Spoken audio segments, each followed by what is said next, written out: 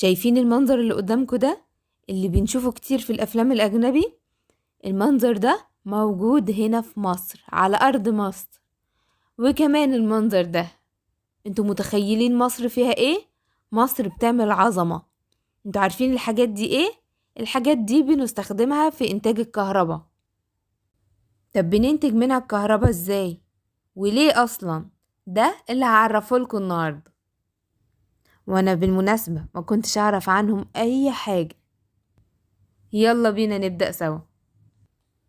انتوا اكيد عارفين إن في حياتنا في موارد متجددة وموارد غير متجددة. يعني ايه؟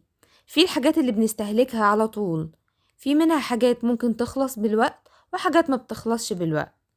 الحاجات اللي بتخلص مع الوقت زي الموارد المعدنية اللي هي زي الحديد والمنجنيز والنحاس والفحم. الحاجات اللي بنستخرجها من باطن الأرض كمان زي البترول والغاز الطبيعي. كل دي مصادر طاقة وحاجات أو موارد بنستخدمها وبتخلص، لأن هي أصلا كانت بتتكون على مدار آلاف السنين. زي مثلا البترول والغاز الطبيعي والفحم، دي حاجات اتكونت من ضغط الأرض على النباتات والحيوانات اللي ماتت واندفنت في باطن الأرض من آلاف السنين، فكونت المواد دي. أما بقى الموارد المتجددة اللي هي ما بتخلصش زي المية والهواء، التربة، الشمس، كل الحاجات دي بنستخدمها عشان نقدر نعيش وما بتخلصش. بس ليها مشكلة واحدة، إن هي بتتلوث، وتلوثها ده بيعرضها للنفاد، إن هي كفاءتها تبقى قليلة وتسبب لنا ضرر أكتر ما احنا بنستفاد منها. طيب يعني ربنا منعم علينا ومدينا كل الموارد دي، وبدل ما احنا نستخدمها ونستفاد منها نلوثها وتضرنا بدل ما تفيدنا؟ اكيد ده ما يرضيش حد. وكمان ربنا منعم علينا هنا في مصر ان احنا عندنا ما شاء الله الموارد كلها متاحة، سواء موارد متجددة او موارد غير متجددة، وموجودة بنسب كويسة جدا في مصر.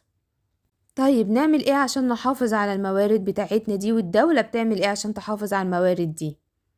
حقيقة الدولة عاملة حاجة حلوة جدا اسمها تحضر للأخضر.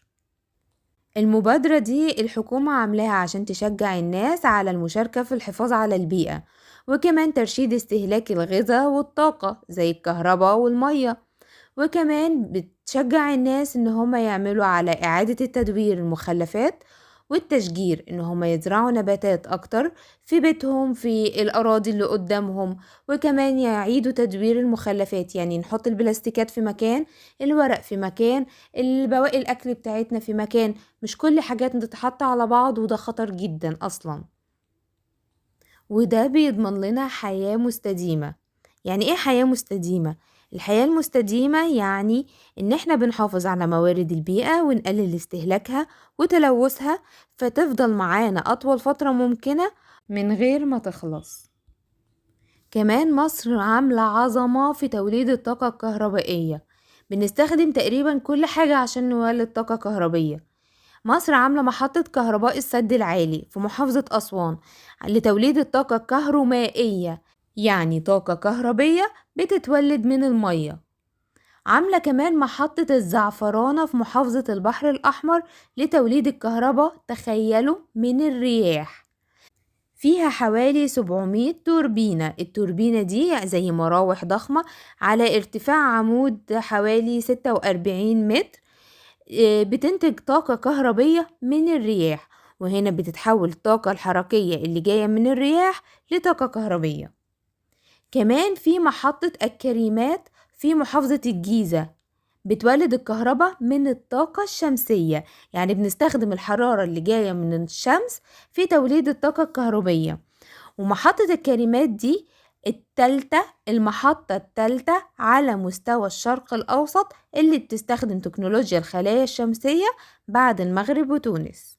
كمان بيحصل في مصر حاليا مؤتمر المناخ، وده مؤتمر عالمي بيضم كل دول العالم علشان نحافظ على البيئة ونحافظ على المناخ بتاعنا.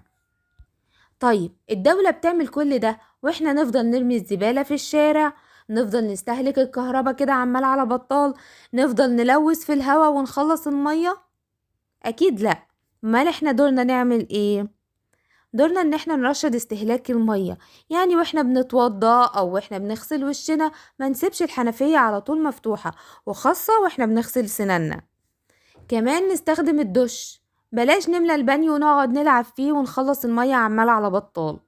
كمان المزارعين يستخدموا وسائل الري الحديثة زي الري بالتنقيط اللي بيقلل كمية المية جدا في الزراعة والري، بدل زمان كانوا بيستخدموا الري بالغمر ان هم يملوا الارض مية علشان النباتات تطلع، وطبعا ده كان بيضيع مية كتير جدا. كمان ندور على مصادر جديدة للمية، بس دي الدولة اللي بتعملها، زي حفر الآبار وبناء السدود لتخزين مياه الأمطار. كمان واجب علينا عشان نوفر الطاقة الكهربية ان احنا نستخدم المصابيح الموفرة، وكمان اننا نطفي النور بعد ما نخرج من الأوضة او نطفي النور واحنا نايمين، وده اكتر صحة عشان بيخلص جسمنا من السموم. ما نفضلش سايبين النور مفتوح عمال على بطال وموصلين الفيش بتاعة الكهرباء واحنا ما بنستخدمهاش، لا، نحاول بقدر الامكان نوفر الطاقة الكهربية عشان احنا اللي هنندم بعدين لما النور بيتقطع. كمان من الحاجات المهمة اننا ما نلوثش التربة، بس دي بوجهها للمزارعين ان هم يستخدموا السماد العضوي بدل الاسمدة الكيميائية اللي بتلوث التربة. كمان ممنوع ان هم يجرفوا الاراضي الزراعية، يجرفوها يعني بيشيلوا طبقة الطمي او الطينة الكويسة اللي ممكن نزرع فيها ويسيبوا الطبقة اللي ما ينفعش يتزرع فيها، وده ليه؟ بسبب الطمع ان هم يبنوا على الاراضي دي. مصر ما شاء الله مليانة أراضي، ليه نجرف الأراضي الزراعية ونبني عليها واحنا عندنا أراضي كتيرة تانية؟ كمان عرفت ان في محاصيل بتجهد التربة زي الرز والقطن، فالمفروض ان احنا ما نزرعهاش بكترة، لكن نزرع المحاصيل اللي ما بتجهدش التربة زي الفول والحمص اكتر، ودي حاجة انا اول مرة اسمع عنها واول مرة اعرفها. كمان المفروض ان احنا ما نستخدمش العربيات بتاعتنا بشكل كبير، يعني دلوقتي كل انسان معاه عربية رايح جاي بيها بعوادم السيارات اللي انتوا عارفين بتأذينا ازاي، وبتسبب لنا حساسية الصدر وبتسبب لنا مشاكل تانية كتير. فممكن نستخدم وسائل النقل العام، ممكن نستخدم العجل اللي هي الدراجات، ممكن نزرع نباتات اكتر في حياتنا علشان تطلع لنا الاكسجين اللي نستفاد بيه وينظف الجو بتاعنا. ودلوقتي بقى في عربيات كهربية وعربيات بتمشي بالغاز الطبيعي بدل البنزين، فمش هتطلع عوادم زي العربيات العادية اللي بتمشي بالبنزين. كل دي حاجات جميلة وحاجات متطورة نقدر نستخدمها عشان نحافظ على بيئتنا ونقدر نعيش بسلام مع البيئة والطبيعة اللي احنا عايشين فيها، بدل ما تضرنا بدل ما احنا بنستفاد منها. اتمنى ان يكون موضوع النهاردة مفيد، ويكون خطوة ان احنا نتشجع ونحافظ على بيئتنا، وعرفنا ازاي ان احنا نحافظ على موارد بتاعتنا عشان ما نندمش بعدين لما نلاقيها بتخلص. ما تنسوش تشوفوا الحلقات اللي فاتت لو ما شفتوهاش، واستنوا حلقات جاية ممتعة اكتر. مع السلامة.